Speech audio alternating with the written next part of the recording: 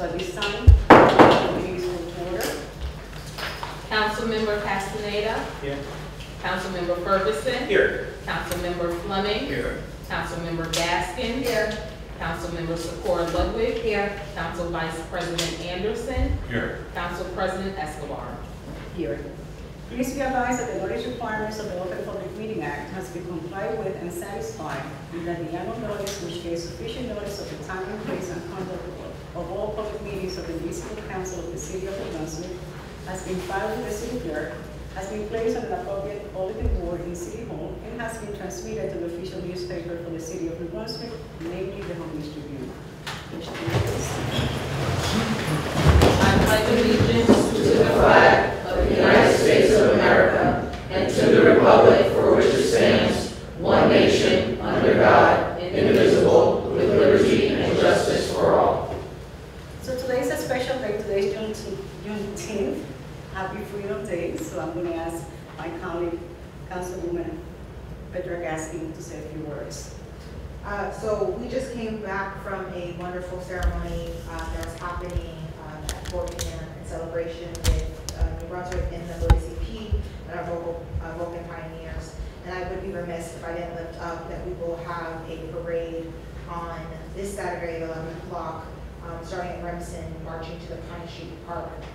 This is a reminder that our Independence Day, our Declaration of Independence, the words announced that all men are created equal, that all people are equal, did not become a reality until June 19, 1865, when the last of the enslaved people in Galveston, Texas, found out that they too would be free, and that the Emancipation Proclamation declared 2.5 years earlier would become a reality. So it is with that spirit that we are reminded that we are not free, but each and every one of us are free. And it is our goal to strive towards a more perfect union where we all can achieve that. Thank you. Motion to the minutes. Councilmember Castaneda. Yes. Councilmember Ferguson. Yes. Councilmember Fleming. Yes. Councilmember Gaskins. Yes. Councilmember Socorro Ludwig. Yes. Council Vice President Anderson. Yes. Council President Escobar. Yes. Madam Clerk, has the correspondence have been directed to the appropriate departments? Yes, Council President, the correspondence received by the City Clerk's office have been forwarded to the appropriate departments for further action. Thank you. At this time, I will turn over the meeting to our City Attorney, Mr. T.K. Shannon, to provide an overview of the public hearings for the licenses with the received charges. Yes, Madam Council President, members of council, members of the public, good afternoon.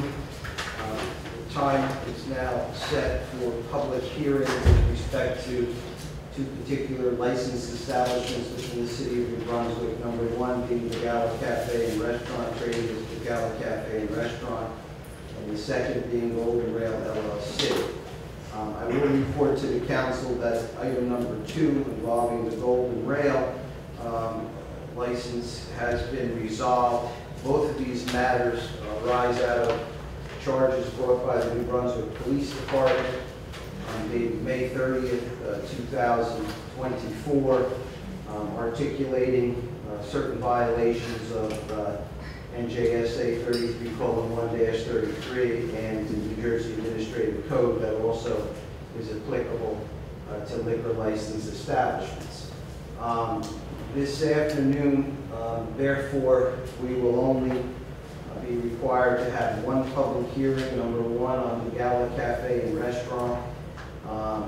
Mr. Rodriguez, I know, is in the chamber. He is a principal of the establishment. And we have Detective Ryan McGraw, ABC Enforcement Officer, here to testify relative to the charge in that matter on behalf of the New Brunswick Police Department. So perhaps we'll handle that one first. I will advise the council that after the giving of testimony and the closing of the hearing, council may desire to go into closed session to discuss the findings, testimony given to arrive at their findings relative to sustaining, not sustaining or modifying, if you will, the potential charge ramifications or penalties in connection with that charge. I will advise council that with respect to the Gala Cafe, there is one count to this particular charge, which is a violation of NJSA 33:1-31H as contained in the May 30th charge.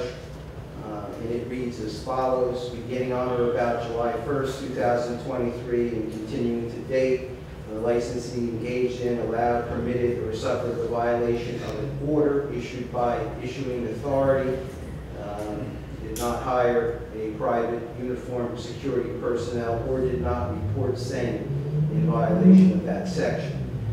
ABC has prescribed penalties in connection with violations. We don't make them up, the state does. And in this particular case, the prescribed penalty is a 10-day suspension of that particular liquor license. I will have Detective DeGraw explain the circumstances, but as the council will recall and is probably well aware, this particular license establishment is subject to a special condition that involves providing or furnishing monthly written reports of the names and addresses of individuals employed as private security, uniformed private security at their establishment to the New Brunswick Police Department. Specifically, they are required to have uniformed private security to maintain security on and about the licensed premises when the premises are open for business from 10 p.m. to 2:30 a.m. on Friday, Saturday, and Sunday. So these are special conditions that have been reimposed upon the licensed establishment, not only during the last license year, but for several years running. Having said that, I'd like to commence the hearing by calling Detective Ryan DeGraw to the table, where he will be seated and provide his testimony. Detective.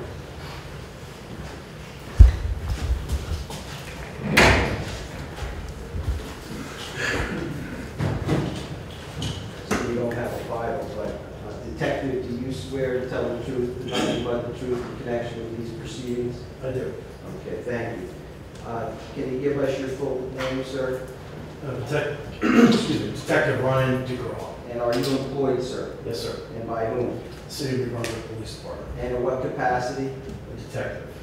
And detective involved with any particular special unit or operation? Yes, sir. The ABC enforcement officer in the special investigations unit. How long have you been employed by the City of New Brunswick in the capacity of detective in charge of ABC for ABC? Approximately 10 years. In connection with your duties and responsibilities as the ABC enforcement officer with the City of New Brunswick Police Department, do you have the duty and responsibility to monitor operations of different licensed establishments with the City of New Brunswick? Yes, sir. And do you also have the duty and responsibility to ensure compliance with any special conditions that may have been imposed by this City Council against the licensee within the City of New Brunswick? Yes, sir. Okay. And in connection with that capacity, do you regularly monitor the licensed establishments in the City of New Brunswick? Yes.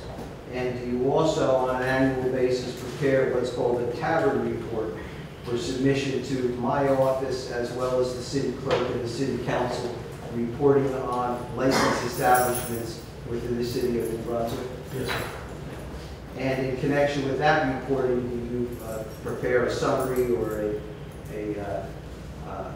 final analysis of the activities of those particular licensed establishments in the city? Yes, sir. Okay. I want to direct your attention to a licensed establishment in the City of New Brunswick called the Gala Cafe and Restaurant. Are you familiar with that establishment, sir? Yes, sir. Okay. And have you been involved with enforcement activities and monitoring activities of that establishment for several years now? Yes, sir. Okay. Are you also aware that pursuant to resolution of this City Council R-062319, that a special condition was placed upon this particular establishment? Yes, sir. Okay. Do you have that in front of you that you could just read into the record for us? The special condition? Specifically as it relates to the charge, the condition I have states, the licensee shall hire uniformed private security to maintain security on and about the licensed premises while the premises are open for business during the hours of 10 p.m. to 2:30 a.m. on Friday, Saturday, and Sunday, and New Year's Eve, New Year's Day. The licensee shall also furnish monthly written reports of the names, addresses of such individuals so employed to the New Brunswick Police Department, attention, Special Investigations Unit. And that special investigations unit, is that your unit, sir? Yes, sir. Are these one of those types of conditions I asked you about that you and members of your unit are responsible to monitor? Yes, sir. Okay, can you tell us about your report, the tavern report, and your monitoring during the just about to conclude license year of 2023-24 as it relates to the gala and this special condition? At the time of the report for the renewals for 2024, it was noted that the licensee had made no reports to our office regarding the uniform private security in the previous license year. And that was for the entire license year, Detective? As I recall, yes, sir. Okay. And in connection with that particular special condition, did you note that violation special condition in your tavern report? Yes, sir. Okay. Now, the prior license year, you conducted another tavern report. Is that so, sir? Yes, sir. And did that tavern report also discuss the imposition or the existence, rather, of special conditions as to licensed establishments? Yes, sir. And was one of those establishments the Gala Cafe? Yes, sir. And tell us what you noted in that prior license year tavern report relative to this special condition. I also noted the prior year that the Gala Cafe had not submitted any monthly reports regarding the employment of uniform private security in that license. Okay. Having that knowledge during the last license year, what actions, if any, did you take to interact with the licensee or any principal of licensee? At the council meeting, actually, for reimposition of the conditions, the licensee was in attendance. I spoke with him regarding that matter, and he indicated that he would rectify it going forward. Several weeks later, having not received anything further from him, I contacted him via phone and again reminded him of his responsibility as the licensee to provide us with those reports, and he agreed to become compliant. Okay, when you say he agreed, who are we specifically talking about? The licensee. Who is that? Jose Rodriguez. Okay. And is he present here in the chamber? Yes, sir. Okay. With respect to the time frame, we're not talking about this year, we're talking about last summer? Yes. Okay, so you specifically had a conversation with Mr. Rodriguez about complying with the special condition? Yes, sir. In connection with this past license year, having not received any reports, up until the time when these particular charges were filed and served upon the Gala Cafe, have you gotten any reports? No, sir. Have you had any communication with Mr. Rodriguez regarding the existence of any reports? No, sir. Did you conduct any due diligence into the security, a private security firm that may have been providing the security for the licensed establishment? At the time that I spoke to Mr. Rodriguez last summer, Right. prior license year, he indicated to me that he was still using the same private security company. They had previously reached out and spoken to me and provided me some reports in years prior. I did call the owner of that company, and he indicated to me that he's no longer providing security for Mr. Rodriguez. So, but beyond that, no. Okay, and that conversation was when? Last Week? last summer. Last summer. Now, as a result of this finding, not receiving reports, would you cause a complaint to be drafted and you to sign against the Gala liquor license establishment? Yes, sir. And is that complaint a violation of the special condition under NJSA 33:1-31H? Yes, sir. And with respect to that complaint, is there an administrative suspension that's prescribed or recommended by the ABC? Yes, sir. And what is that? 10 days. And for the council's consideration this evening is this particular charge that you're offering on behalf of the New Brunswick Police Department Special Investigations ABC Officer Unit, seeking the 10-day suspension. Yes, sir. I have no further questions of Detective DeGraw. I don't know if council has any specific questions.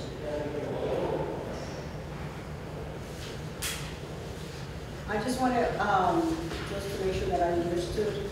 So the past license year, you made contact, there was no reports at all.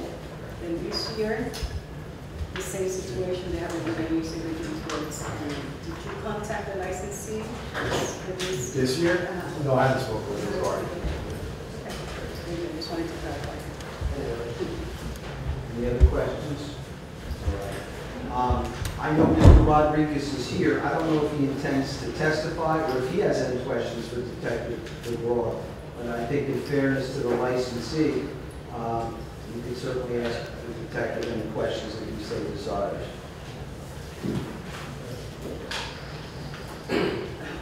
Yes, You come up, sir.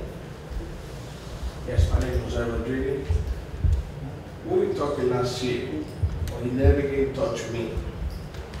This year, I told him I don't got the private company because they were a business. I tried to hire somebody, everybody was gone. Well, I got the same security guy that he's working for. I understand, he don't even know before. The business nothing going on. You know, that's my fault. I'm supposed to, send in a report every month. But it's like nothing going on. It was like, but in the whole year, he never talked to me after 2 weeks. I tried to get my lawyer, but he's on vacation. And that's why, it's got me like, well, And that's understandable. Yes. Mr. Rodriguez, but it's also understandable that you knew this, right? That we have to deal with this for a while, and you knew that that was part of the precaution, that the license had that provision. So as much as it's, the police also, it's your responsibility, more so than the police, just to ensure that you communicated and let them know that you have some challenges or that you are not able, because communication is important, right? It's your establishment, it's your license. So, so I just wanted to make sure that you understand that also. yeah, I understand that, but like I said, I got the same security guy. I always got security. Before that, I used to hire a police officer. But other about the private security, I already had the private security. The one that messed it up, straight out, is the report. But it's like nothing going on because the business goes down like 40%. It's like, it's I still have the security guy, but the business like 40% down. And that's I understand, but it's still part of the condition. I understand that, like I said, I agree with that, but like I said, it's like nothing going on. The one that missed the report, I'd be responsible for like 10 days suspension, especially now. I support my family. With 10 days, I'm gonna hurt. Mr. Chairman. Yes. Does Mr. Rodriguez have any specific question for the detective? If not, I'm going to excuse him. Any questions for the detective? Nah. Okay. Thank you. Detective, you can have a seat. Does Mr. Rodriguez want to normally testify, or did he just do that? I don't know if he wants So, further. would I certificate if you want to testify, just sit here? No, it's all right. I already said what I have to do. Okay. All right. Any other, the state has no further witnesses. We rest. Mr. Rodriguez has anybody he wants to call to talk to counsel, he's certainly free to do that. Do you have anybody who's, talking on your behalf today that Not would like today. to testify? Not today. Because they got me like 2 week notice that I was here. It's like, I didn't even get my lawyer's invocation too. Mr. Chairman. Okay, having Mr. Rodriguez state what he stated, I think he's pretty much done with his presentation. I would submit that council considers the record that's been made before. For the record, Mr. Rodriguez, I know, was served with the complaint by my letter dated May 30th by certified and regular mail, and I know it was hand delivered, I believe, a day or two after the day of my letter. Certainly, if Mr. Rodriguez's attorney was on vacation, I could have gotten a letter and requested an adjournment. I'm sure council would have considered that adjournment request. But we're here today for purposes of the hearing, and it's my position that council consider the testimony that they've heard and decide the matter. Thank you.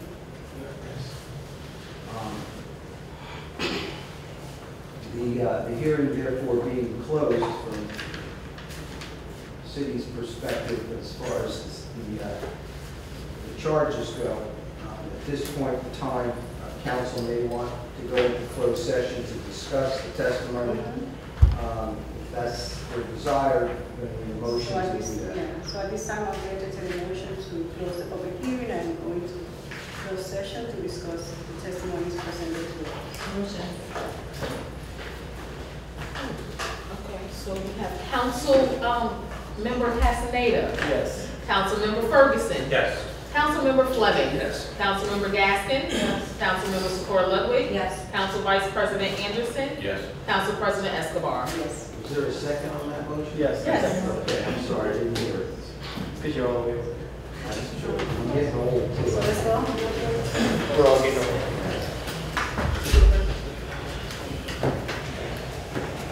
At this time, I'll entertain a motion to open. Motion open. Second. Councilmember Castaneda. Yes. Councilmember Ferguson. Yes. Councilmember Fleming. Yes. Councilmember Gaskin. Councilmember Socorro Ludwig. Yes. Council Vice President Anderson. Yes. Council President Escobar. Yes. Mr. Shabby? Yes, for purposes of the record, closed session minutes will reflect the council discussed the testimony Detective DeGraw as well as that of Mr. Rodriguez considered the charges Crawford against the licensed establishment and has arrived at a potential disposition which will be contained in Resolution R-062489 and will read as follows.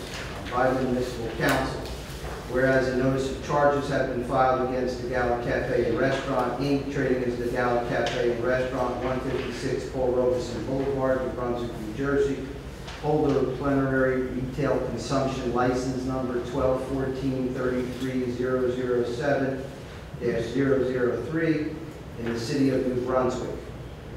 Dated May 30th, 2024, which alleges violations of New Jersey Administrative Code and New Jersey statutes. And whereas the Brunswick City Council by Resolution R-062437 set June 19, 2024 at 5 p.m. to hold a hearing on said charges.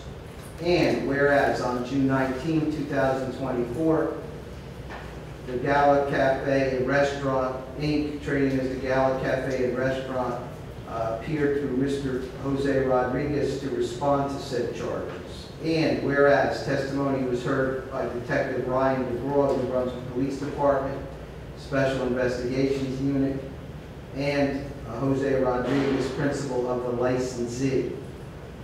And whereas after the conclusion of all testimony, the City Council finds and determines that the Gala Cafe and Restaurant, Inc., trading as the Gala Cafe and Restaurant, is guilty of the charges set forth in count 1 of the May 30th, 2024 complaint.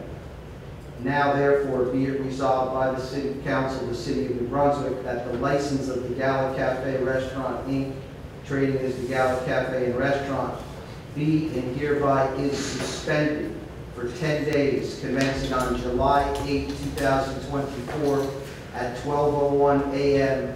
through July 18, 2024. Be it further resolved that certified copies of this resolution shall be sent by the city clerk to the following: City Administrator, City Attorney, Director / Chief of Police, Detective Ryan DeGraw, the Gala Cafe and Restaurant, Inc., trading as the Gala Cafe and Restaurant, and the Director of the New Jersey Division of Alcoholic Beverage Control. Submitted for your consideration, therefore, is Resolution R062489. Thank you. Any, do we have, Any questions? question, because we're gonna vote on If resolutions. there's a motion and a second, you can vote on it right now. Motion. Is there a, I didn't know you said the July 8th and 18th. Right. That's 11. Will actually be midnight on the 17th. Or I guess it would expire 12:01 on the 18th. Motion. Good catch, Mr. Sorry, Anderson. Mr. Anderson. So we have a motion? Yes. And a second? Second.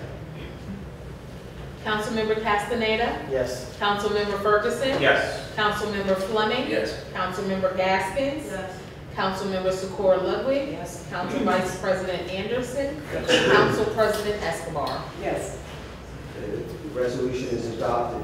And that particular matter is now disposed of. Number 2, dealing with the Golden Rail, liquor license number 1214-33, 057-003.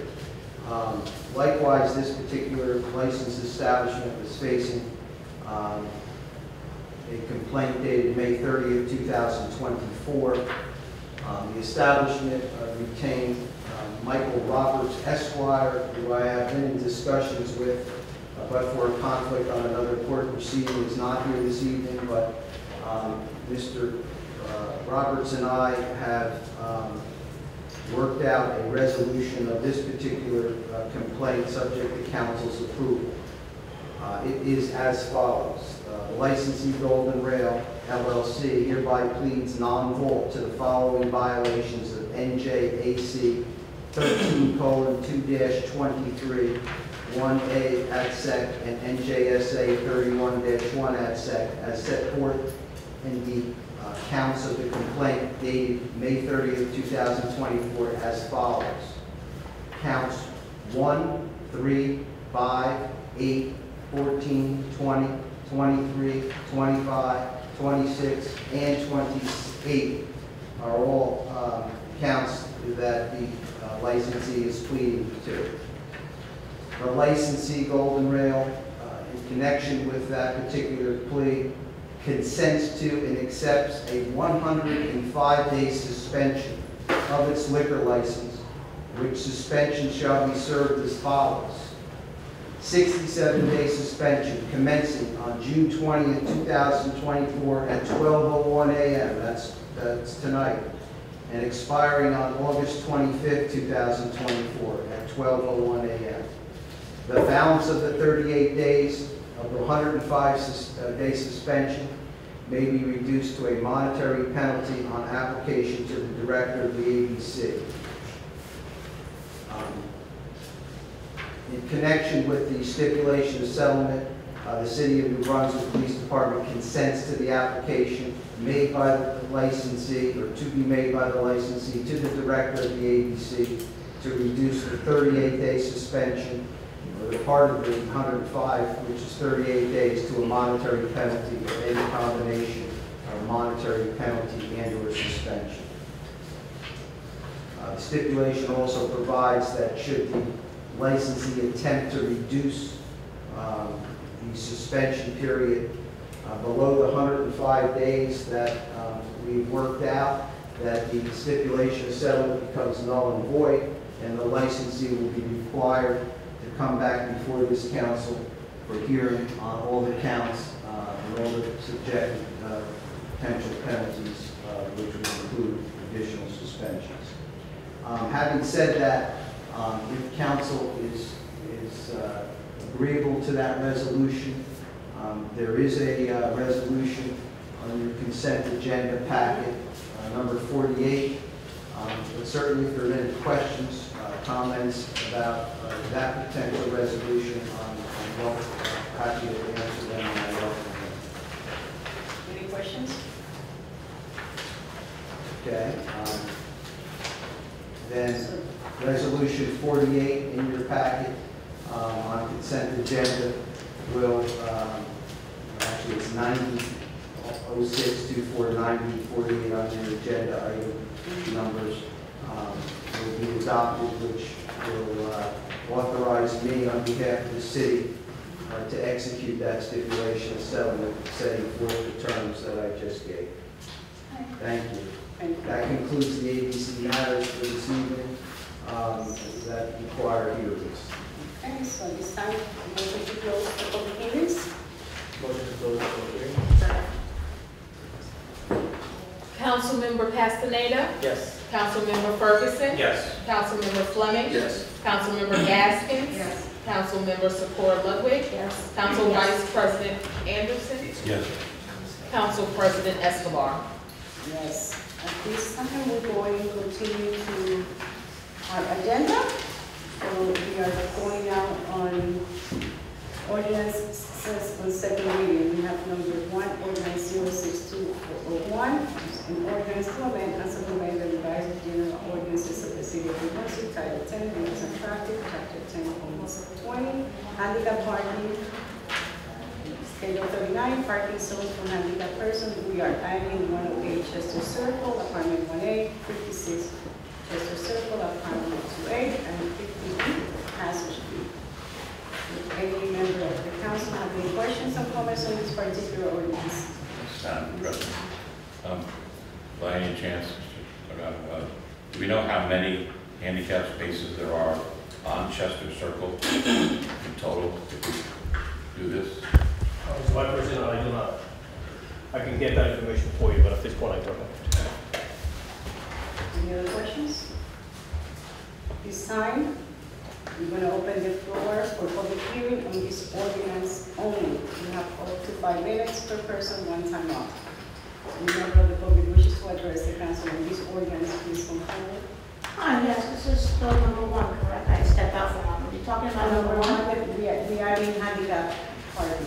So which one are you on? Like I said, I stepped out for a moment. We are adding 108 Chester Circle, 56 Chester Circle, and 50B Passage Street. So, okay, normally I don't really comment on handicap parking, but due to after I just heard the situation, due to what are you going to vote on this tonight, or is it going to be investigated to see if I just heard say you don't have that many parking spots available. So that wasn't the question, Ms. Danielle. Councilman Anderson asked if Mr. Delgado knew how many handicap parking spaces are in that complex. That's what he asked. And basically, what is the purpose for asking if someone's handicapped? That's why I'm just curious. Normally, like I said, I don't come up on handicap, but what is the purpose due to where somebody proves that they're handicapped? What is it being questioned about? Well, I have no problem with handicapped persons, but if there's an awful lot of them, maybe we should tell the people who own the property that maybe they should make some more parking. It's already crowded there. So if these spots are already taken by handicapped people, which is great, maybe he needs to put some more parking spaces somewhere else because of all the parking. Okay, thumbs up. I understand what you're saying now. Thank you. Thank you. Anybody else from the public? Seeing none? Motion. Councilmember Castaneda? Yes. Councilmember Ferguson? Yes. Councilmember Fleming? Yes. Councilmember Gaskins? Yes. Councilmember Secor Ludwig? Yes. Council Vice President Anderson? Yes. Council President Escobar? Yes. Then we have ordinance 062402. It's an ordinance to amend and supplement the revised general ordinances of the city of New Brunswick, Title 16, Land Development Code, Site Plan Review, Stormwater Control Ordinance. Do we have any questions from the council? No questions? Mr. Dominguez, is you who helped you with this? If you could give a brief summation of the reminds and what is this in reference to? Certainly, Council President.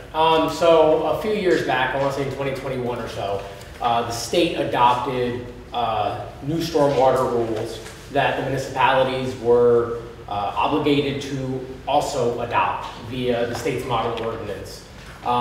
Since then, there have been modifications to how the state regulates stormwater. New regulations came out, I believe, last year. And we are required, once again, to update that same ordinance.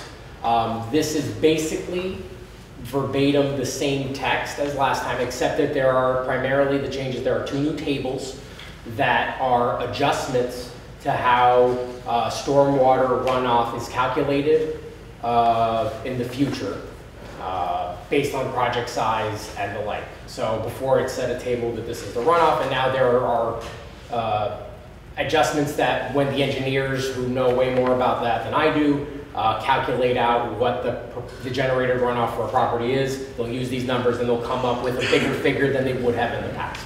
And so this is what updates that ordinance, which is, you know, in compliance then with the requirements of the state regulations that were updated last year. Thank you. At this time, we are opening the floor for public hearing on this ordinance only. You have up to 5 minutes, one time up.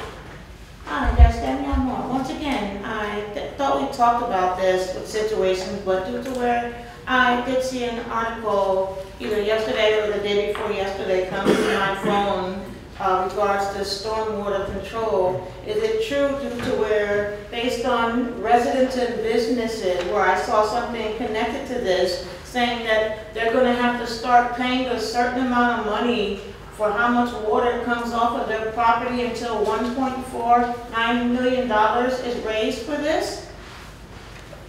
Mr. Dominguez, this is not part of this, right? No, I believe that Ms. Moore is speaking about the stormwater utility. Yes, which is a different thing. Yes, completely separate. So it's different. Well, okay, due to where stormwater control, due to where, once again, I still say, like I said, honestly, there's no need for me to really bring in proof anymore because, like I said, none of you council members really take anything seriously. What I say goes in one ear and out the other, where, for example, due to where what goes in stormwater, due to where you tore down the B&P gas station, wow, all the gasoline and oil from there going through storm drains. How many people keep changing their oils out of the car? Like I said, I have the pictures on my phone, but like I said, due to where ever since Mr. Lumpkin left, due to where I don't have no one to really count on, because none of you, I would say, I'm not going to say all of you, but it's basically only one council member up there that I realize, I feel, that takes what I say seriously. But due to where, please, I see too much oil, too many different things going down these drains, because inspections, is nothing like when New Brunswick was before, with getting tickets for that, like I said, wow, you have the evidence of somebody doing something illegal on what an ordinance that you provide. What does the police say? Or the inspectors say? Oh no, we're not going to, they'll make up some excuse due to it. That's why I say, please, where you guys need to work on what's through your resolutions and sit down and talk to the police department and inspectors and make sure your same resolutions meet the same law that they are following. Because like I said, you say one thing, then the others say something different. Plenty of times I have evidence, like I said, but please, there's too much, and I also mentioned to you, please. Wow, it was good to see. It was good to see Pittman Park was cleaned out the other day. But come on, what about where, like I said, all the piss and being washed away from Townsend Street? That goes into stormwater. Please, like I said, treat equal. Don't do one area and don't do the other. Thank you. Anybody else on this resolution only related to the stormwater control ordinance based on just the regulations from the state? Nothing. Hi, April Nicholas from 4-3 Sedan Street. So a couple questions. First about the green infrastructure. This is on page 3 of the ordinance. And I haven't read the very long ordinance in its entirety, so I apologize if this is contained later within the text. But I'm wondering, is the green infrastructure to manage the stormwater, is that something that is to be added proactively around areas that need it, or is this more as development continues, it will be taken into account in the future? Mr. Dominguez? I believe that that's just them defining it for purposes of this, and I think that developers have the option of using that as a method, and anything in here is on the table for them to choose as this is written by the state. Okay, so it sounds like this is, as development occurs, these will be taken into consideration, but these are not proactive measures to address this increased problem. Is that correct? Correct. Okay, Okay. because that's the stage, just give you some direction. And then I understand we may not have this answer on hand now, but I am curious, as it is defined for the environmentally critical area, if we have an assessment of where in New Brunswick environmentally critical areas exist, so that we have an accounting of that. Mr. Dominguez? Off the top of my head, I'm not aware of it, but I can look into it and see if we have something. Thank you. Okay, yeah, I would be interested to know the answer to that. Thank you. Anybody else on this particular ordinance? Seeing none? Move the ordinance. Councilmember Castaneda. Yes. Councilmember Ferguson. Yes. Councilmember Fleming. Yes. Councilmember Gaskins. Yes. Councilmember Sephora Ludwig. Yes. Council Vice President Anderson. Yes. Council President Escobar. Yes, then we have ordinance 062-403, which is an ordinance to amend and supplement the revised general ordinances of the city of New Brunswick, Title 10, vehicles and traffic. This is in reference to various changes. Does any member of the council have any questions or any comments on this particular ordinance? At this time, I'm going to open the floor for public hearing on this ordinance only. You have up to 5 minutes. One time up. Yes, Danielle Moore. I'm just curious what this is due to where I was asking questions at the traffic authority meeting, but I couldn't get my questions asked for the third time due to where Mr. Mitch and Officer Mark Smith was the only ones that come to the traffic meetings. It's the third month, but would you please tell me, because I'm getting curious, where I spoke on certain situations between city vehicles. Would you please tell me specifically what various changes are you talking about with city vehicles? I don't think this particular to city vehicles, but Well, Mr. what- Delgado. Can Yeah, we talk yeah. about this specific ordinance, what is it that we're doing? Yeah, Madam President, it has nothing to do with vehicles. Actually, what it does is we're trying to create opportunities for a problem that we all seem to have, is a contemporary problem, and that is the delivery of food in the city. We received many complaints when the George Street was open that they were parking everywhere. So we're trying to create opportunities in the area between George Street and Dennis Street, for instance, Nielsen, I'm sorry. Where we're going to provide the existing loading zones opportunity up to 10 minutes with the flashing lights so that the Uber, DoorDashers of the world can actually legally park, pick up, and then go on to their deliveries. That's what we're creating opportunities. On the other side, what we're trying to do, let me say to the other side of George Street, it just simply, right now, the problem that we see in complaints that we receive, I think we've all seen it. So after 4:30 on Monday through Friday, and after 2 o'clock on Saturdays, people just simply park their cars in the loading zone, make it unaccessible to everyone, inaccessible to everyone else, and they stay there until the following day. So what we're trying to do is, if you want to do that, after the hours where it ends as a loading zone opportunity, we say people can park there, provided they pay, they pay for the parking. Well, okay, due to where, thank you for explaining that full detail, due to where, okay, for example, I know that certain people from the United Methodist Church, they were able to park, that volunteer to serve the food and clothing, that they were told that they're allowed to park there, starting at maybe 5 o'clock after hours. What will they be charged? Will the volunteers be charged just for helping out with Elijah Promise, serving the food and helping anyone in need? Mr. Delgado, is that area part of these changes? Every loading zone below George Street is going to be an opportunity of 10 minutes with flashing lights. On the other side, up there, they're going to have to pay. We're not going after people that are in the churches. In fact, the ordinances on Sundays actually allows for the churches. It starts after the churches, people attend the houses of worship. I don't mean to cut you off, but this is every day. This is 7 days a week with United Methodist Church. due to where with this, that's why I'm asking, not just on Sundays. Yeah, we haven't had any problems with the United Methodist Church whatsoever. Okay, I just, I'm pretty sure that if there's any challenge, they will get in touch with you to follow on this if it becomes a challenge. Absolutely, we've been accommodating with the houses of worship, you know.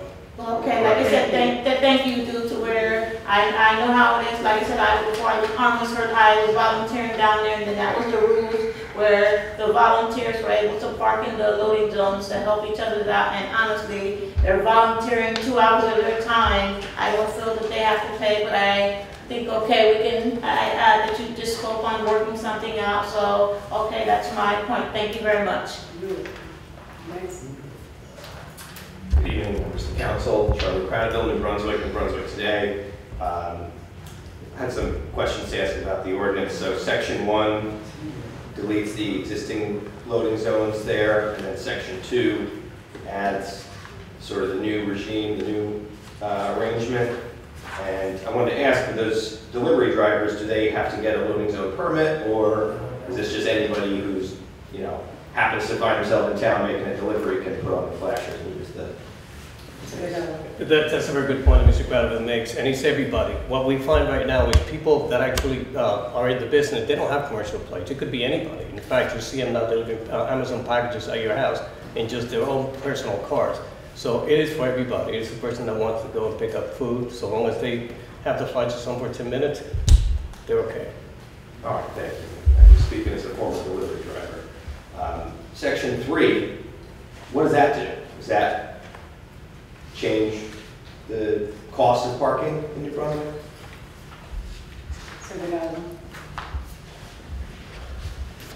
It doesn't change the cost of parking in New Brunswick. It's the same. They're going to have to pay whoever parks there. They're going to have to pay the current fees. That's basically the way it is. Okay, then what does it do? Excuse me. Section 3 of the ordinance, what does it do? It doesn't change the rates. Does it change the days, the times? Direct me to specifically what you're asking for. Section 3, page 2 of the ordinance, section 3, title, it says, time limit parking is hereby amended as to the following locations, and then we have several pages of locations. So what's changing? Why is this? That indicates basically what we right now have the loading zone, and to give people a sense of direction. But the rate table is there, Mr. Cradle, it's the same one that we've had that's been approved forever. The rates don't change, they will not change. Okay. And then I do also notice section 4 is something that I heard about a parking authority needing a change for Elm Row. Can we just hear about what that change is?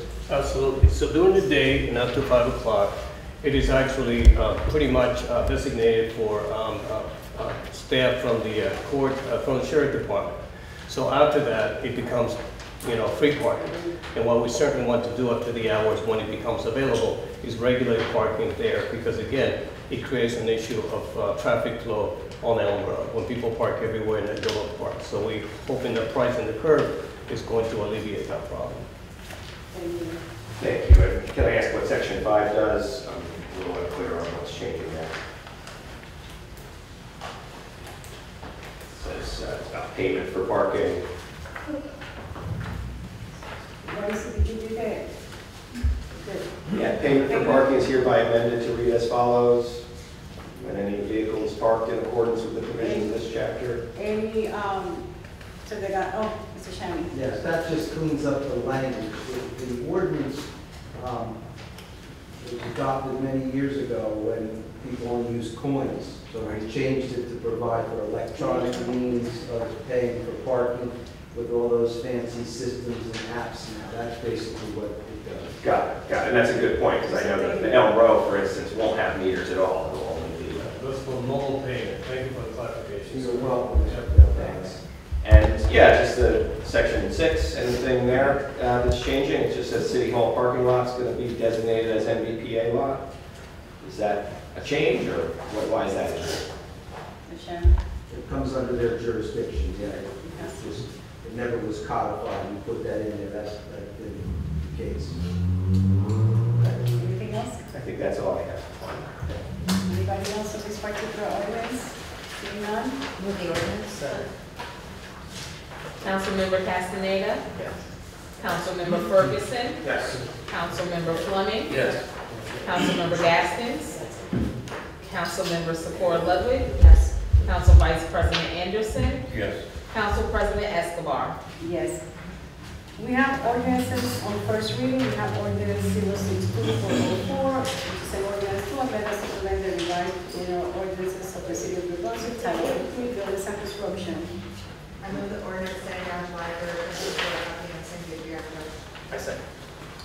Councilmember Castaneda, Yes. Councilmember Ferguson, Yes. Councilmember Fleming, Yes. Councilmember Gaskins, Yes. Councilmember Secor Ludwig, Yes. Council Vice President Anderson, Yes. Council President Escobar. Yes.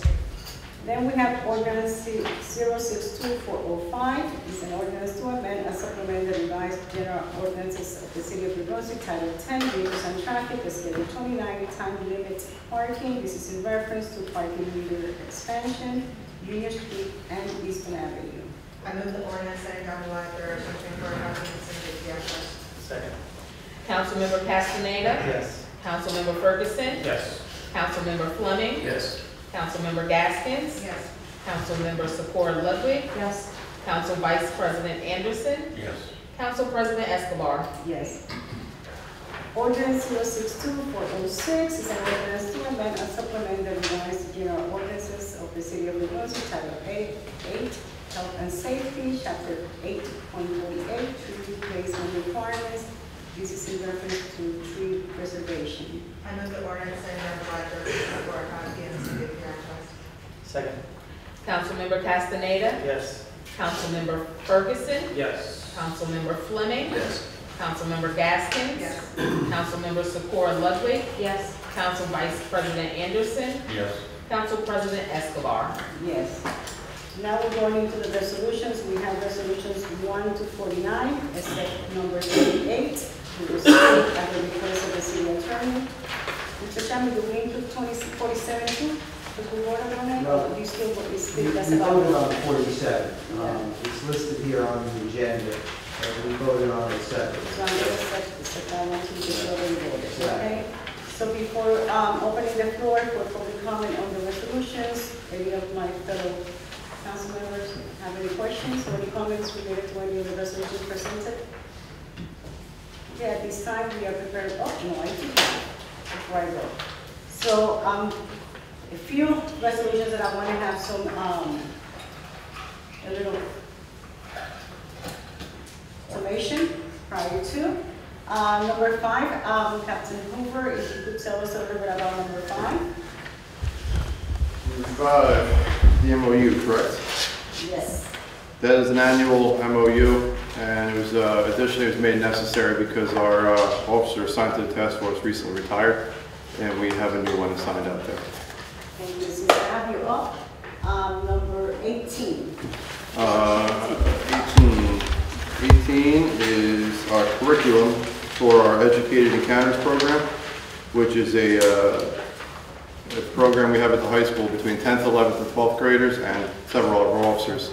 Among the topics covered are interactions with police officers, if and when you're pulled over, and general education of constitutional rights. Thank you. Yep. Mr. Dominguez, you could tell me a little bit about number 7.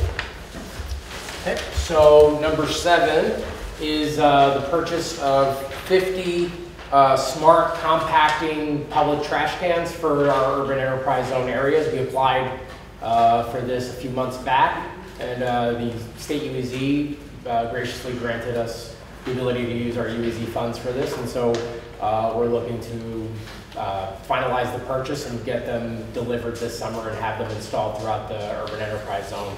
They will reduce the number of collections as they'll compact the trash, and it'll, I believe it's either 3 or 5 times as much space within the space due to the compacting nature of them. They will have some way to communicate with our DPW folks, so if they're full or not full, they will know. So if it's not full, they can skip it if they need to, or make a judgment call, and it should make our routes more efficient and less trash on the streets. Thank you. The other one is 13. This is for... Stay standing, because I have a few more. Okay, that's fine, that's fine. Yeah. So number 13 is for the city to grant authorization for us to apply for administrative funds, to be able to use the funds to cover our administration of the grant program. Currently, we don't have, the state year for UEZ runs on a July to June schedule. They don't have an allocation for us yet. Last year we got our number in, I want to say it was October or November. Their recommendation this year is that municipalities apply on a rough estimate of a half-year schedule. So we're really applying for $70,000 to cover the first 6 months of this year. And then their recommendation is then the difference, you go and we'll apply at the end of the year once we know our number, the amount for the beginning, the first 6 months of calendar year 25. So this is the authorization to apply for grant admin funds for the rest of this year. Okay. Well, that's good. Hmm? I have another one, that's it. Okay. Mr. Morgan, 44, you could talk a little bit about that. I know it was very comprehensive, all that paperwork.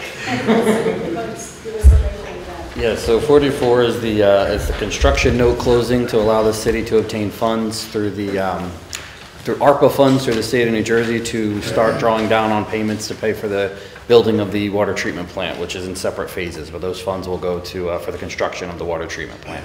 Thank you. Mm-hmm. And Mr. Goldberg, 42 and 43. Sure. Please. Number 42 is the fee that the city pays for the acts of third-party administrator to provide health insurance to the city employees. Number 43 is the estimated amount that the health insurance is going to cost, $14.5 million. Thank you so much. At this time, I'm going to open the floor for any member of the public who wishes to make a comment on the resolutions only. You have one time up to 5 minutes to address the council. Let's Daniel Moore. I know Captain Hoover did get up and speak on 5, but I didn't hear a name of who was replacing. Who's the name of the person that's replacing? Madam Council President, that's the MOU designated individual. We don't provide The person is. individual. Okay, it's a task force. Okay, So that's why I okay. probably had a- Now, my main concern due to where this is the 3rd time already, this is number 7.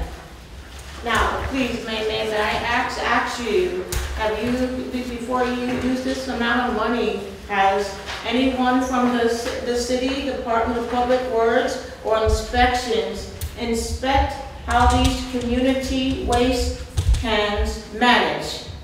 Due to where after spending over $200,000 on the last ones you bought, thinking due to where, wow, you made the hole smaller on top, thinking that no one can put garbage bags in here, and they're thinking that that was going to solve the situation with people dumping, illegally dumping their garbage on there. But it was a situation, as you open up the can, all the garbage just falls out of it, doesn't even make it into the bin. So I'm going to say for the 3rd time, I hope the city, the mayor, will take this under investigation. Please stop wasting money, assuming and just, wow, test the can. Like I said, you're going to put over 100 brand new cans. It hasn't even been over a year and a half, 2 years with them new cans. Do they create more garbage due to where, like I said, the way I even showed Mr. Valenti how the pictures were once you open that where all the garbage just falls right out, it doesn't even go into the can? Please, I say wasting too much money on certain matters due to where, wow, you need to do what the sign said. Anyone who's dumping illegal, they need to get a ticket and get fined. Plenty of times I've had video of people dumping, but does New Brunswick Police Department or the inspectors do anything? And then you wonder why I say, wow, you keep saying, ooh, this is what this ordinance is for. Please, you need to sit down with these certain ordinances, go to the New Brunswick Police Department now with the inspectors and explain what the ordinance is for. Because like I said, come on, out of 47 years, New Brunswick has never been this dirty, polluted with garbage and how people are bringing their garbage over there. I just took the pictures, they were putting their beds at the city cans. Come on, you need to start putting cameras up by some of these city cans due to where, what? And start giving fines like you say on the signs. Then 8, due to where, wow, please, first, this is fire hydrants. Please, it's been too many issues with fire hydrants not working properly with fires unseen. I've seen it my own self due to where out of the last issue with the house over there on Lewis Street burned. After due to where I saw Carlos's video, but then somebody sent me, who lived over there, sent me the pictures from when the fire just first started. It was only with the porch and due to where on there, but due to where while the issue was getting water from fire hydrants. That was the same thing that happened over there with the 2 houses that burned on Seaman Street. Danielle, I don't want to interrupt you. I'm hearing what you're saying, but this specific one is for they're buying, purchasing fire hydrants. Do you have any specific about that purchase? Well, due to make sure you have to have the right type of, same thing, right type of fire hydrants that open properly, just like the situation on Seaman Street, around the corner from the firehouse. No way those 2 houses should have burned specifically like that, due to where one fire hydrant didn't work on the corner of Joyce Summer and Seaman, then the other one on Railroad and Seaman, due to where they couldn't open it wouldn't open properly. So yes, I know you go around flushing hydrants on a regular, maybe every 3 to 4 months, is it? Due to where, wow, I think as many fires as we've been having lately, it needs to be more inspections on that. And like I told plenty of the residents, they need to start suing the city. Because like I said, after I saw that fire, and then due to where I put up the pictures, where the neighbors over there showed me like, wow, what was the issue? Getting water? Wow, no way that house. I'm not going against the New Brunswick Fire Department. They did a great job, and I pray that the firemen is okay. But like I said, too many issues with these fire hydrants not being available in areas with waters for these serious fires. Thank you. Hi, April Nicholas, 143 Sedan Street. I wanted to ask a few questions specifically about resolution number 7.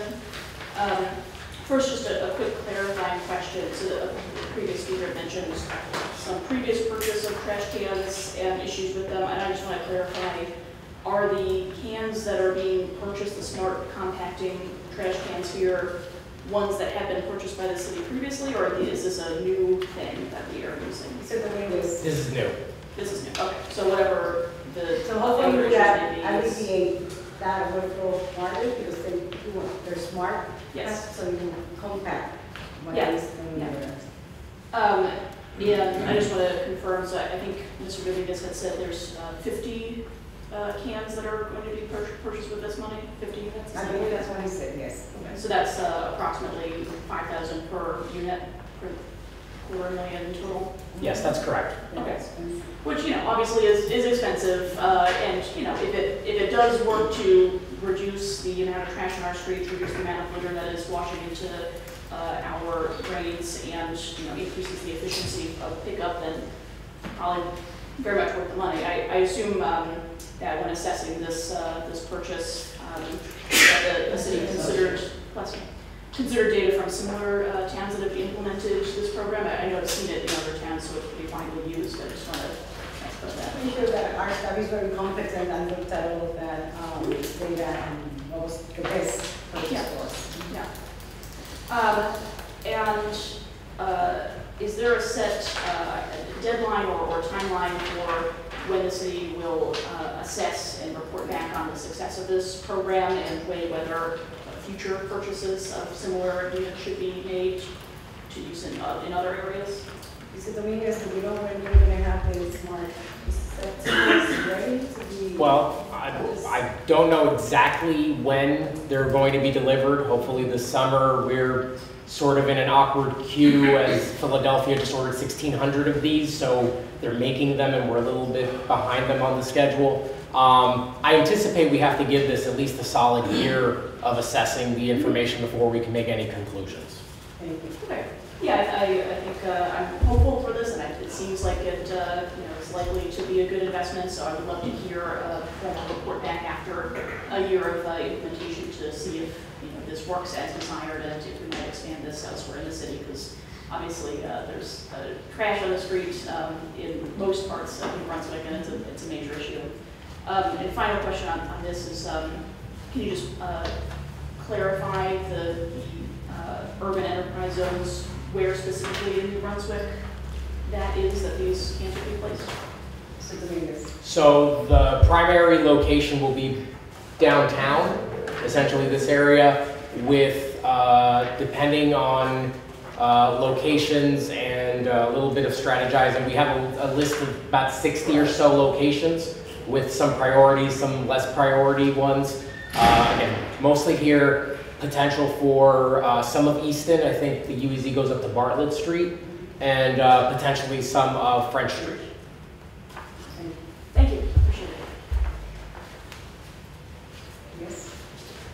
Good evening again. Charlie Cradville, New Brunswick and Brunswick Today. I'll start with 062452.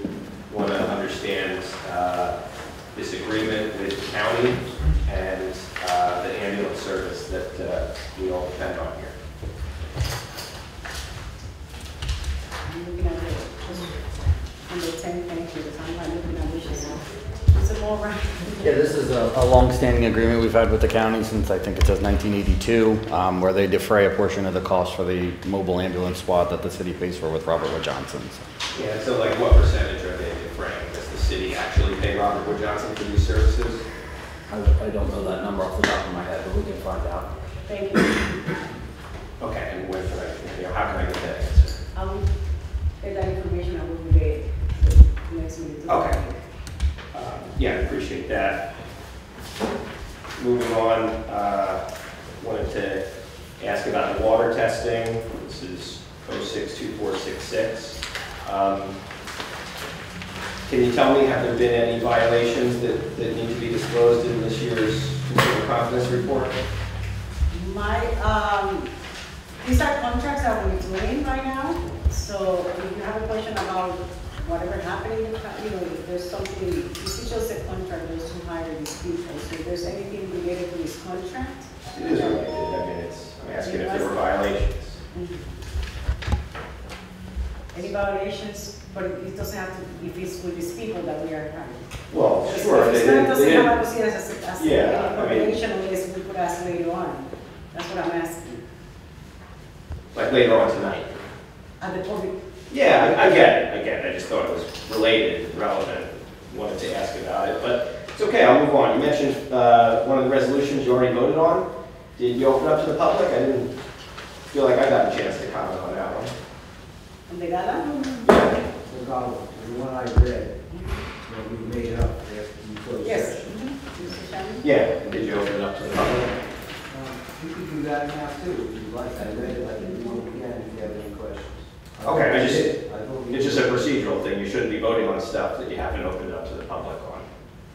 I will be opened it up to the public, but it's on the consent agenda again. Okay. The video will show one way or the other. If I'm wrong. So regardless, if you want to ask something, go Thank ahead, go ahead. Thank you. That's what Since I have limited time, I'm actually going to jump to the golden rail. I'm very disappointed that the council did not move ahead with a hearing on these serious charges tonight. And yeah, I had raised several issues about this place before. I see that it is listed on the resolution ending in number 64 as Golden Rail Pub LLC, and it's being renewed. And then, of course, you have the resolution ending in number 90 that's going to assess that, resolve that case there. But in that one, it's just Golden Rail LLC. So I just want to understand, is there a difference or is there a mistake that was made? Mr. Chairman. The same entity. Golden Rail Pub LLC and Golden Rail LLC. Right. Okay. I will say I was disappointed that the city clerk's office couldn't provide me with any of the documentation related to this. I wanted to see the charges. I wanted to see what you saw, right? And unfortunately, was not provided with that. But I am aware of several incidents, including one that I raised to your attention on October 1st, 2022, inside the bar. Victim engaged in a verbal argument with 3 to 4 individuals while inside the establishment. And this is from the police. They say, quote, "The security staff intervened and assaulted him." The victim reported losing consciousness and suffered a laceration to his head. Why didn't the police charge the man who assaulted him? So Shannon, I don't have anything to say to that, because I have no information, I don't know why. I'm familiar with the incident since 2022, it's the prior license year as well, so I don't have any information about that, I don't know what the police did or didn't do. Yeah, additionally unsolved, we have February 18th, 2023, February 28th, 2023, May 17th, 2023. All those are aggravated assaults that were not solved. No one was held accountable for that. And that last one I mentioned was actually a stabbing or a slashing. There was a knife involved or a cutting instrument involved. And then I'm also seeing October 3rd, 2023, an aggravated assault. I didn't see that in any of the matters here. And I see, I think one of the charges they pled guilty to is a brawl that took place there October the 1st, 2023. Of course, there was a shooting on April 5th, and an innocent person was shot at that building. And I think the council needs to investigate and spend more time on this. Don't try to cut it short, please, because time is up. I get it, but there was supposed to be a hearing. You advertised a public hearing tonight on these charges, did you not? It's on your agenda. You advertised a public hearing on the charges, and now you're shutting me down when I'm trying to raise serious issues about public safety. Next, anybody else from the public? Seeing none, move the resolutions. Second. Councilmember Castaneda. Yes. Councilmember Ferguson. Yes. Councilmember Fleming. Yes. Councilmember Gaskins. Yes. Councilmember Secor Ludwig. Yes. Council Vice President Anderson. Yes. Council President Escobar. Yes. Mr. Chairman, before I go into my updates, if there's any reason, or are you aware, if there's any reason why those charges are public, No, I wasn't aware Mr. Cradle asked for them. With the clerk's office, certainly, if you get a copy of the charges. So I just wanted to make sure that that's clear. They were offered against the licensee, and it's a public document that you can get. My cover letter and the charges, that's what it is. Thank you. So I just want to be clear to understand that. So there's a few updates that I would like to give out. At the last meeting, there was we became aware that the bathrooms are Crystal Park didn't have signage. They have the next day there was signage. They are kind of temporary because they're waiting to have the permanent ones put on the doors. But there is signage now. The other one, there was a question about the police presence during the last Mexican elections by the consulate. I have spoken to the consul and the consulate, and police was there just for public safety. As in any other towns, if you look at the news in other states, there was a heavy amount of people, a large amount of people that came out to vote, so they just were looking for, it was a matter of public safety, and that's why the person was there.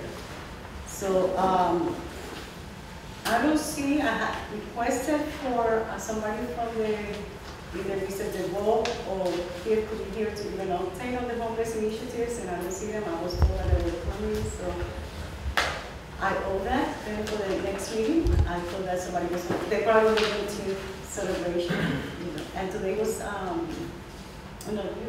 the city work, right? Yes. I did, yes. So the city was working. So I will owe you that for the next meeting. There's also I believe it was last week, there was a fire on Louis Street. Mr. Hans, you could give us an update of that situation, please?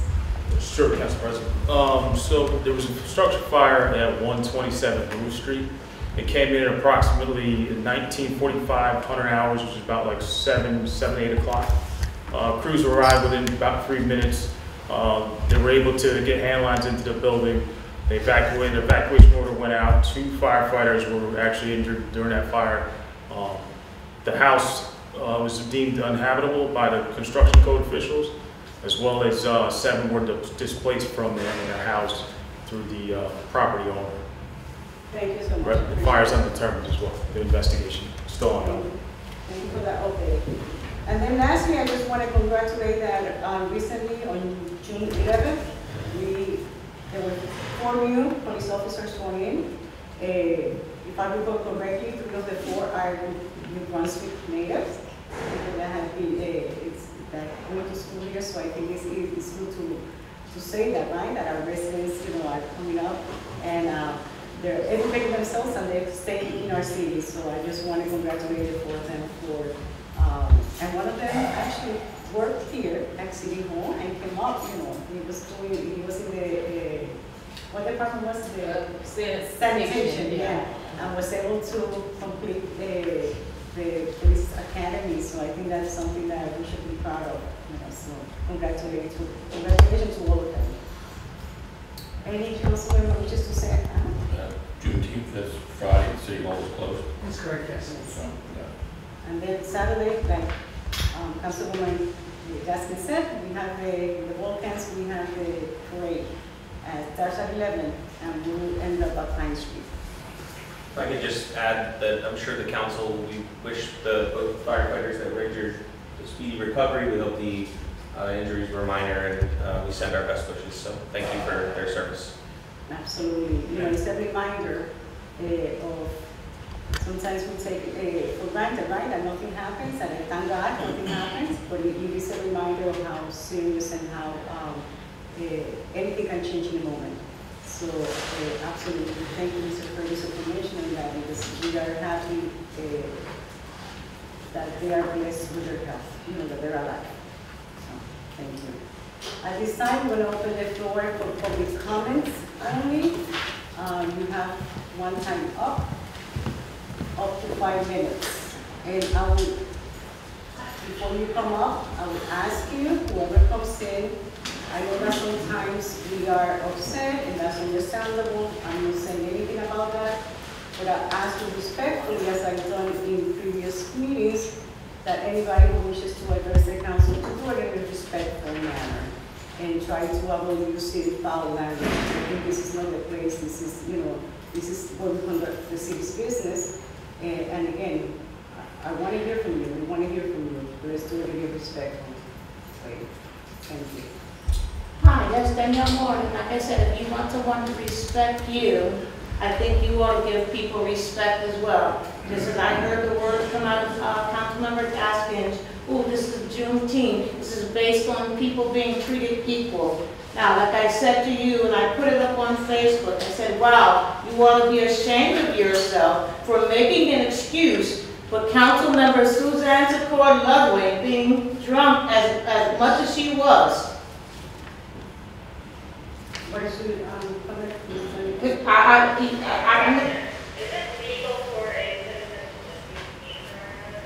now, just like plenty of times I said it was she came and asked me to wear for self-defense, where she asked was it legal for me to use a taser on somebody for self-defense. Captain Hoover told her it was legal because, like I said, it was self-defense. You tried to have me arrested, but please tell me, is it legal for you to drink and drive 3 times over the limit? Is it legal for you to drive with an expired registration from 2022? Is it legal for you to drive from insurance expired from 2022? None of it is legal. And please, I'm going to take every bit of these matters, the videos, as many times as you threatened to try to have me get arrested. But wow, and you were not put in handcuffs on this scene? Why? Just because the police knew you were so drunk due to where what? See, I'm president council member. Oh, you are not president council member. And like I said, you ought to be ashamed of yourself for making excuses for what she did with breaking the law. And like I said, I'm going to take matters with the county and to the news channel. As many times as you tried to have me arrested, oh, I would play another one due to where, for my safety issue, due to where, what? This is June 1st, 2022. There is no active criminal investigation against Ms. Moore. As such, there is no tracking device on her phone or on her whereabouts due to whether. Where you told the public where I repeated due to where telling you that my phone was being tracked, I was being followed by the Brunswick Police Department. Wow, what type of person are you? Just then, what? I don't know what you had in your jug then that you were drinking at times when when you were president up there, but wow, as many times you really came at me, but what did I tell you? Is karma real? Is it God don't like ugly? What did I tell you? Every evil eye towards me has their day. And like I said, oh, I'm ready for the court case. To where, wow, yes, there was a setup. And I would say to Sergeant Nicholas DeFalco, may the Lord let him have the worst day. May he have the worst luck in the world. Due to Detective Keith Walcott, may he have the worst luck in the world for his life. Alexander Yunus, may he have the worst luck in the world for after what he's done. Sergeant L5 Martinez, may he have the worst luck in the world. And I'm going to say, may Captain James Hoover, may you all have the worst luck in the world for trying to make me a damn criminal. And I'm not no criminal. As many people as I volunteered to help and save out here, I told you I am a person where I work with the man above. And like I said, the sea is karma real. You had your day, and believe me, you're not finished anytime soon. Just like, oh, I told Dr. Caldwell, wow, with him disrespecting me, oh, get out of here. If you can't sit down, get out of here. Or did I say he will be in pain until I come back to a meeting? I haven't been in pain. I've been out there for over two years. Wow, now he's leaving? Wow, that's number 2. And the next one that due to a New Brunswick Police Department believed on, Corey Skinner Jackson, the one that was the second one in that bar on 14 Jersey Avenue. Let me see him get released for aggravated assault, 2 charges for assaulting a woman. Was I set up? I'm ready for you. Disorderly conduct is only $500. But wow, what did I do? I paid out over $1,850 for evidence from collecting from people. Wow, what a setup. Like I told you, I always wanted to be a detective or a lawyer because I can see and figure out things. And like I said, but the Lord touched me to be there to help people instead. But like I said, please, I'm surely going to add plenty listening as many times for the record where you tried to keep saying, oh, for the record, oh, that I was threatening you every time. I told you, one thing you did not take me seriously on due to where I said, due to where, wow, excuse me, that's the thing, I cut up and excuse me. That was the time? No, that wasn't the time, but that was mine. That was my buzzer. It was there. Well, maybe they went off at the same time. But all right, but like I said, you will still continue to have your day, Suzanne Secor Lovelace. I just want to clear something that, just to make sure, at the last meeting, this council did not support the support. We just made a statement indicating that we have to, we took this matter seriously, and we're waiting for the court to take the case to go to court. So we are refraining from making any comments. So I just want to make sure that it's understood.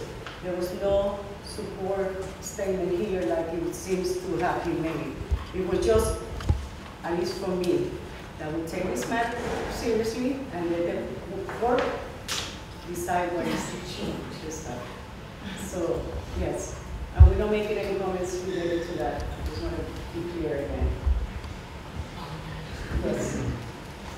Hi, April Nicholas, 143 Sedan Street. So I do want to just note that there's a heat wave this week, and obviously that's a very it's inconvenient for everyone, but it's a major health concern for folks who don't have any way to go indoors. And I was wondering if the public could just have a reminder of what is the heat threshold that triggers code red and these cooling facilities available for those who need it. Trying to remember that I don't have anybody who answered. What I would tell you, yeah. But I would tell you that the city has opened for the past few days. They have the code red and orange too, right? It's orange is under the air quality, and they have a Unity Square and also at the partners on Kirkpatrick. They have that available for any individual who is respect for the heat, or that has some challenges with their health. Council President, what I found is that code red is activated when the temperature reaches 90 degrees for a period of 2 hours or more. And that's when the emergency cooling center is open. Which we have. Can you speak to the signage alerting people to the availability of those cooling centers? In terms of, I know we do, it is on Facebook, right, on the website. It is, I don't know if we have any signage per se in any particular places, but I know we have put it, Mr. Barrow. Yeah, I don't think there's particular signage, but we use our social media assets in our Nixle system anytime a code red is called, that's correct. Yeah, and I know that some of, several actually, community-based organizations and other, they too have done it, have put that information forward, and some of them have even translated the information into Spanish. So I know it has been distributed throughout the city. And that's great to have community organizations helping to spread the word. And I think it is worth checking for the cooling centers that are available, what visible signage there is on at the actual location. Yeah, just noting that while some people who live on the streets may use social media, probably many of them rely more on direct information in their surroundings, and I would think that probably the most useful thing is having a sign on the building itself saying this is a cooling center and it's open right now. Okay. Yeah. And then just one quick question related to Easter Park. I'd gone there last weekend and noted that the bathrooms of the park were locked, and I'm just wondering, are they intended to be locked on the weekends, or was that just a matter of they're supposed to be open, but someone forgot to lock the doors? I will follow up on that, but it is my understanding, to the best of my knowledge, and I could be, I will find out, but to the best of my knowledge, they're to be open when there's a staff. The staff is there, manning the bathrooms, right? And they close when they close the bathrooms when they leave. And I think that some of the reasons for that are many. I do recall that some of them have been because they have destroyed the bathrooms, and spend a lot of money making it nice, making something that is good for the community, and then we have some actors that go there and destroy them. So I'm not sure if there's any staff during the weekend, so that might be the reason why they close. But I know that during the week, if there's staff, as long as there's staff present, the bathrooms are open. Yeah. And I will just make a general observation that for public parks, they're most well utilized when the people who are likely to utilize them are not at work and not at school.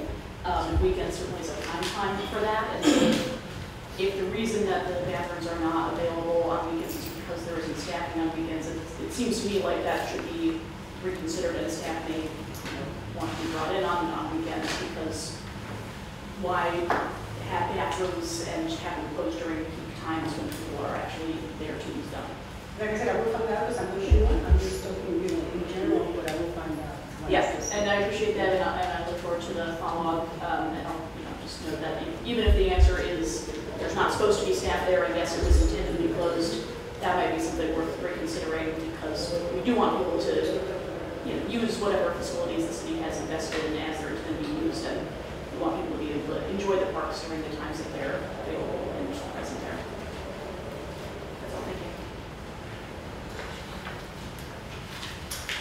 Good evening once again, Charlie Cradaville. If I could just ask maybe if the deputy clerk just give me like a 30-second warning when my time is about to expire so I don't get abruptly cut off. That might be better. But you didn't hear it before, I guess, because I hear it. You didn't hear it? I would like a 30-second warning so I can wrap up my thought, Okay. if that's okay. No problem. Thanks for that. First question through you, Madam Chair, for Suzanne Secor Ludwig. Are you an attorney? Councilwoman, would you like to answer that question? I'm sorry, what did she say? She said no comment. She has her comment. You're not going to answer if you're an attorney or not? She has no comment. That's her answer. Okay, that's troubling. Did the city stop releasing crash reports after I did my article on the councilwoman's crash? I mean, I haven't seen any new ones posted. May 15th is the most recent. Is the city going to continue to release those? The police department? Put it right here, Mr. Captain Hoover is taking notes. Okay. And yeah, I'll speak about this crash. As you know, I've brought up crashes involving city vehicles many times here. Irresponsible behavior by city workers behind the wheel, and Councilwoman Secor Ludwig, In this situation, you repeatedly tried to use your position to secure inappropriate favors and special treatment. You requested that police give you a ride home while you were still intoxicated. You requested to make a phone call to Mayor Cahill. You requested to make a phone call to the prosecutor's office. You requested for the attorney for the city, I can only assume you mean Mr. Shamney, quote, to come down here right now and take care of this issue for me. You requested police send someone to your house to care for your dogs. You also mocked the officers who arrested you and sarcastically remarked about what a, quote, big criminal you were. And you also were rude to the medical professionals at Ronald Wood Johnson, saying you would hold them liable for anything that happened to your pets and tell them that there may come a time when you have to be punished. You also misrepresented yourself as an attorney and as the council president when you were not. If I'm wrong about any of this, please correct me. But this conduct is unethical and unbecoming of an elected official. It should be cause for concern for every resident and every member of this council. To say nothing of the charges of driving an unregistered or uninsured vehicle while extremely intoxicated. Your statement at the last meeting was unapologetic and woefully deficient. And I think that it's time for a change here. What's been going on is unacceptable. I know, Council President, you said you're calling on Senator Menendez to resign based on the charges he's facing. I don't understand why the same rules don't apply to your colleague on the council. I understand the two different matters and very, dissimilar in some ways.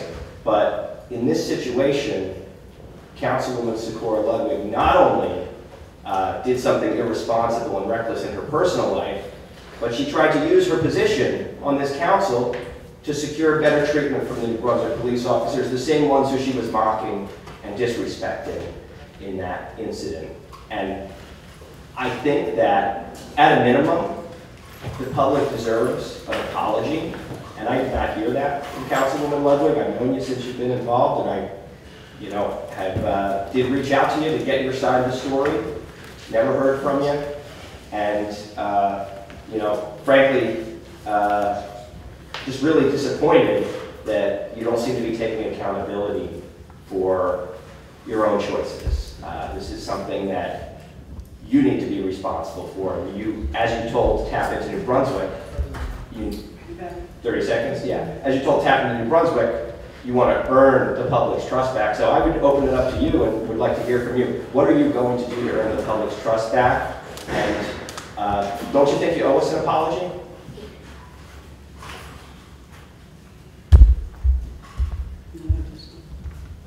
She's not responding at this time. No, apparently you don't think you owe us anything. And that's the problem. That attitude, the attitude that you can behave that way and get away with it is wrong. Thank you, Mr. President. Anybody else from the public? Yes. Hi, good morning, Captain Cheryl.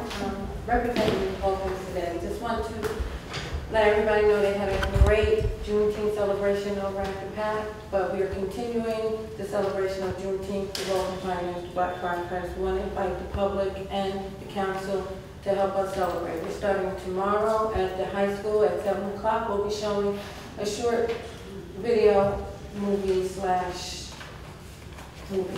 one of the great educators from New Brunswick, William Dunbar. He helped a lot of children in the community. Some of you know him, some of you don't, but it's a nice tribute to him this past on, and we'll be doing that. And of course, Saturday, everyone's welcome to join us. We're stepping off at 11 a.m. at Tabernacle Church, and we're going up Remsen, around Sanford, right through Georges Road to Pine Street. We'll end in a great festival. We have live entertainment, we have some vendors, children, food. Just come on out and help us enjoy and celebrate Juneteenth. Thank you. At this time, I will entertain a motion to adjourn the meeting. Motion. Councilmember Castaneda? Yes. Councilmember Ferguson? Yes. Councilmember Fleming? Yes. Councilmember Gaskins? Yes. Councilmember Socorro Ludwig. Yes. Council Vice President Anderson. Yes. Council President Escobar. Yes.